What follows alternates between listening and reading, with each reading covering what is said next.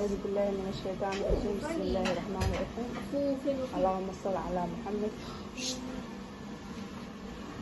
maanta waxaan la qaybsanaa afkeeni oo wax waa qabto siyaadi oo عزيمة maadaama oo sasbata asbahay saaxiibadaadan la wadaag marka wax weyn la suuqin oo isku aan waa shaqeeyaan orod le هي الاسماء ملايين بس ماما هات لي فود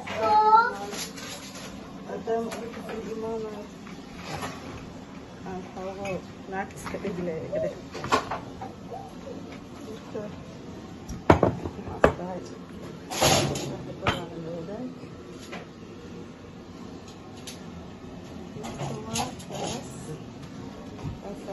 السماء